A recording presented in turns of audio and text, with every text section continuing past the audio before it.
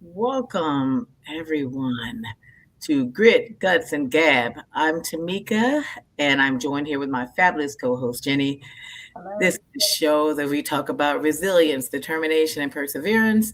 And today's topic, as you just saw, is when one door closes, another one opens.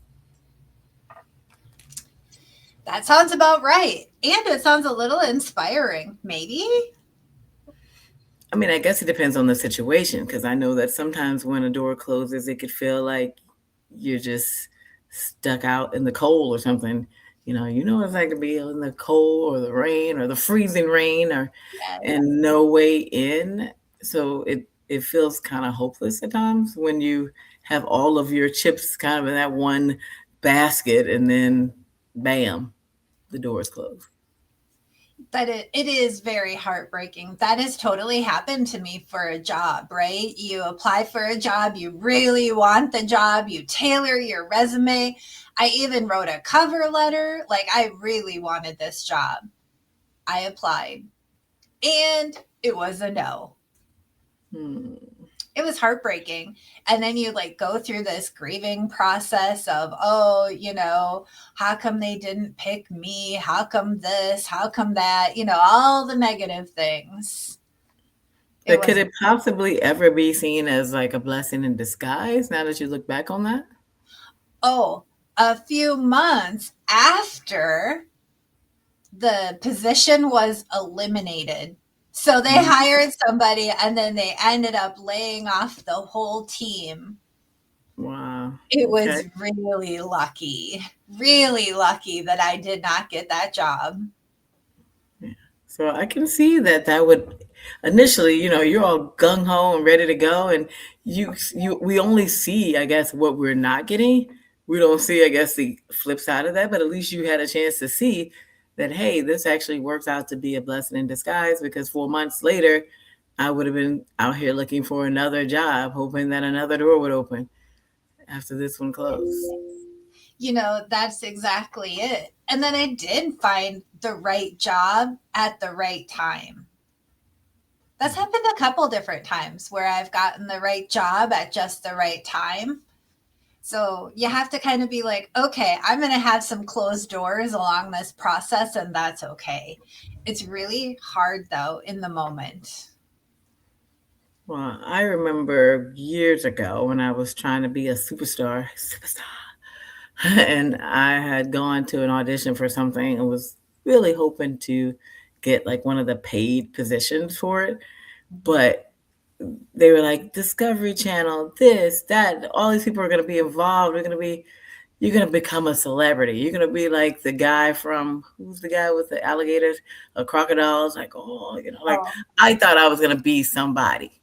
Well, lo and behold, I did get an alternate position, which in hindsight, I'm glad I did because I probably would have been contemplating quitting my real job to work full time as an actor, making a whopping like $10 or something an hour.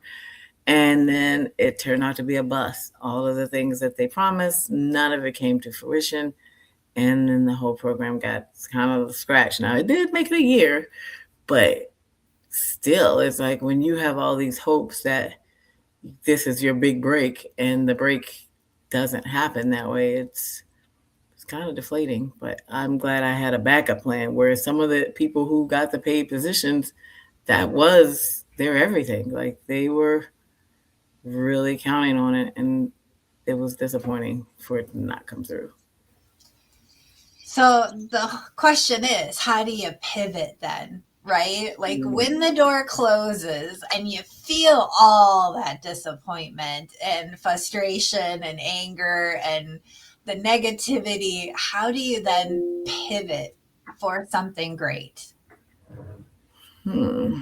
Well, I guess you can cry like a baby. Okay.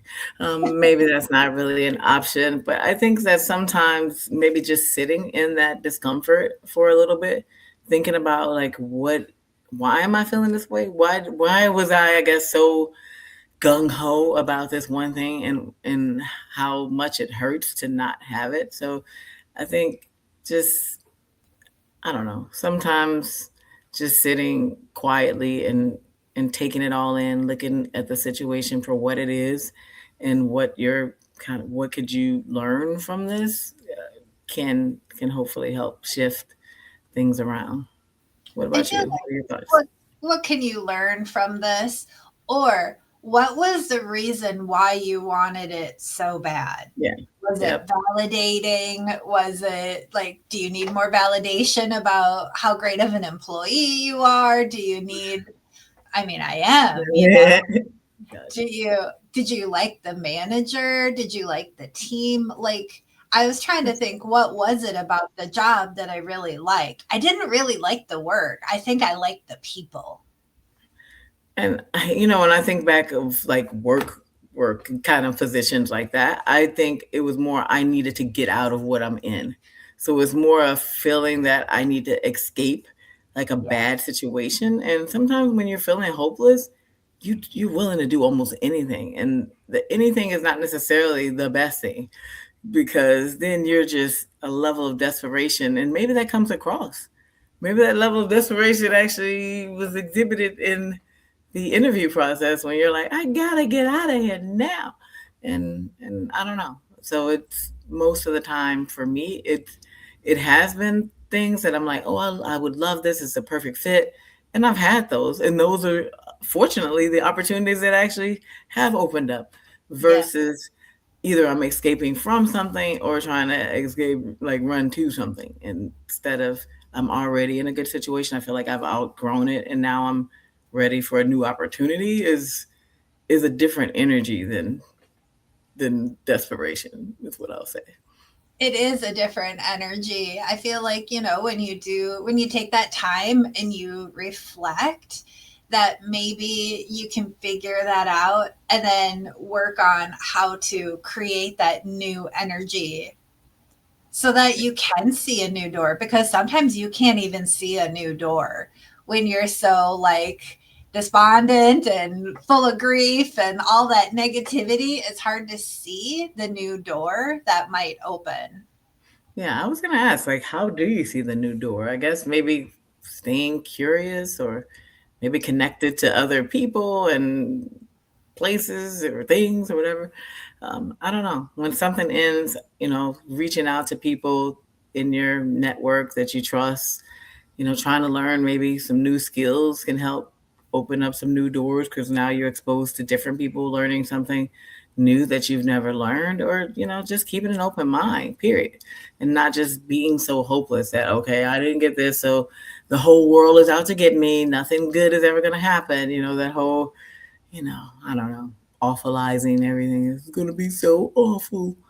you know yeah. I think realizing that you are not everyone's cup of tea, whether, for whatever Mhm. reason, right? For sure. Acting, a job, life in general. And so you want to find your good fit. And so then it's, how do you find your good fit?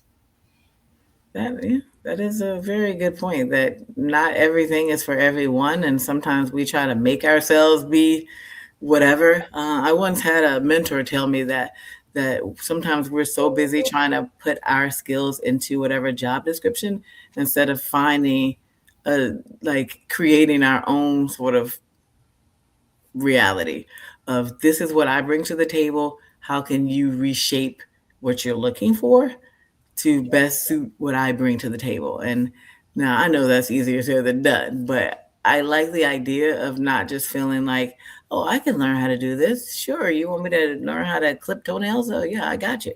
Then, even though you may have zero skills of being able to do that, I don't know. I just feel like maybe not just settling in a way, just to say that a new door opened. Right. That's a very good point too. I like that, you know, picking and choosing which door you even want to pursue, not out of the Yeah. negative feelings. And when we talked about how do you identify sort of new doors, I think sometimes we're looking at it to be maybe something big, but maybe it's a side door. Maybe it's a little peekaboo door or something that you have to go through. And maybe it's not as grand as you were hoping, but it could open up opportunities for other doors. That I think that sometimes if we don't get exactly what we want, we don't even consider the possibility of trying something new because it doesn't line up with what we had in our heads. Your heads can mess you up, you know that? Yeah. It can. That negativity cloud says all sorts of bad things to you about what you can't Mm-hmm. do and what you aren't instead of what you are and what you have the ability to accomplish. Yeah. It just Because might we, look a little different. yeah. And now when you said that, it made me think that I feel like sometimes can sometimes believe that it defines us. That if I am not X, like if I don't become a lawyer like everyone else in my family, or if I'm not a doctor, then I'm a nobody. And it doesn't mean that at all. But sometimes, again, we create these stories in our head or this narrative that if it doesn't go like this, then I may as well throw the whole book out. It's all a waste. Maybe you could think about before, like, I'm going to apply to a whole bunch of jobs, but this is what I'm looking for. We'll see what door opens rather than all my eggs in one basket. Yeah. And I think that the other piece is we put so much weight on like one area of our lives. It's so much more to us than just work or hobbies or families. And I think that maybe looking more about how we can redirect that energy of that closed door towards something that aligns with our purpose. What is your real purpose here? Like, is it just to work at this particular job? Is it just whatever? Like, and I think that maybe looking at that deeper purpose of what can I really do? Because I don't think people really just wake up and be like, you know what, I'm going to apply for this job because it aligns with my purpose. I don't know if people doing that. Maybe they are, but I don't. I think people are looking at pay and time off, or we're like, I don't necessarily benefits. I don't know if we're going straight in thinking, hmm, my purpose is going to be fulfilled by me doing this. Yeah, Am I no. wrong? Because if you are out there and that's what you're doing, please let us know in the comments. I'd love to know if you're like, I woke up and I was called to shine shoes because I'm the best shoe shiner in the world, and maybe you are. Kudos, proud of Maybe. you. Yeah, But make more than big like, money. that's not your whole life. Like, that Yeah, doesn't define you. yes. That one sentence isn't all of you. Hmm. So when you see doors closing, think about it. On the other side, it has to be another door that's about to open somehow. If you walk in the house, got to be another way out.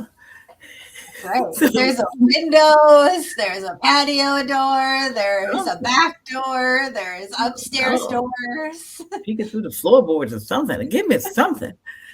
It has to be another opportunity. And I think when we stare so long at that closed door, that we miss the fact that other doors are opening around us.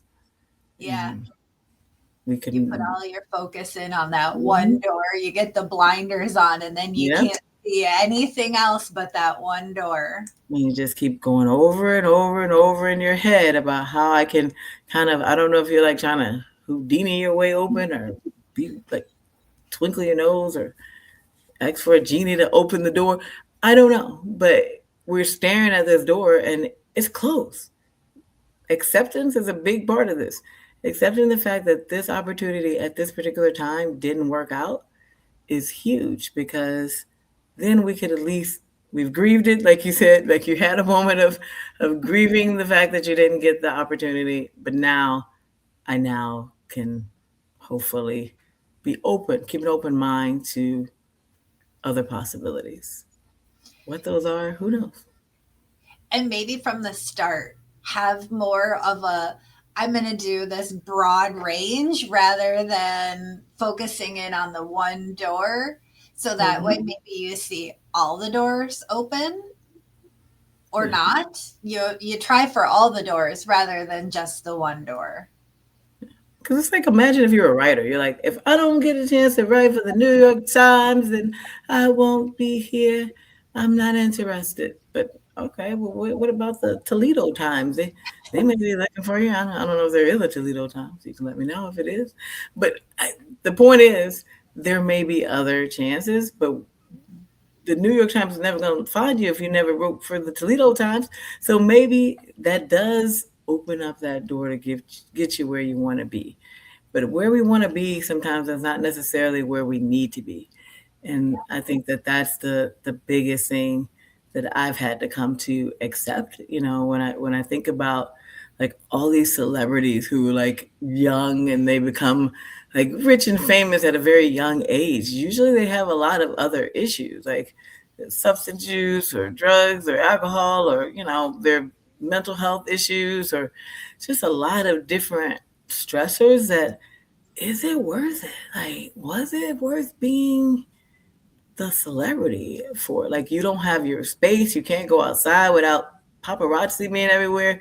Like, so you know, I don't know. So there's some pros and cons. Everybody says they want to be a superstar, but when it comes to all the things that come along with that, like you want to be able to brush your teeth without cameras being, you know, peering into your windows and catching you doing so. Like, I don't know, she didn't brush for a full 2 minutes. This is Yeah. unacceptable. It is something that you have to think about. Like, what are your goals in life? Like, what do you want to accomplish? What do you want to be? The Hmm. path is always a little crooked, it's never a straight path. Yeah, the crooked path can still get you there. It You can does. still get down the road. What do you think about it? Dorothy made it to where she needed to. That yellow brick road was not a straight path. It was She not had a to straight go. path. I ended up on a team that was fabulous after I put all my eggs into one basket, and then I ended up somewhere that I wanted to be in the end. Mm, That was a better path in the okay. end. So Oh, sometimes you got to trust the process.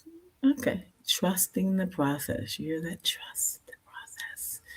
As the doors are closing in front of you, whether they're slam closed or slowly creaking closed, either way, trust the process. There is something, a bigger plan in play that we may not be aware of or privy to, but it's all working for the purpose. If we continue to have, I think, the right energy and focus on who we want to be as people and not just what title I want to say I have when I'm at a dinner party or something. Like, I don't, I think so many times, like just the idea of like a stay at home dad, for example, I think sometimes it could be a little embarrassing when everybody's like, well, I run this tech company or I do this. And it's like, well, I made lunch for my daughters this week. Like, so I think that it also depends on who you are, where you are, and having people around you who accept you for who you are and where you are and what season of life you're in. Because that may be the season that you need to be that guy, and it's Definitely. okay. Maybe in a future podcast episode, we will have to talk about being confident with who you are. So Hmm. we'll have to And tackle accepting. that next time. Yeah. Next time, Gadget, next time. Well, do you have anything else? Or otherwise, we can thank everyone for joining us today here at Grit, Guts, and Gab. You know, share your own closed door moment with us. We'd love to hear from you on YouTube, Spotify, you know, Smoke Signal, however you want to reach us. Um, but we would love to hear from you. Let us know how your setbacks have set you up for success and you were able to find that open door. It would be nice to hear all the positivity that has come out of something that feels really negative in the moment. Yeah, absolutely. So thank you all once again. We appreciate hearing from you. Bye, everyone. Bye.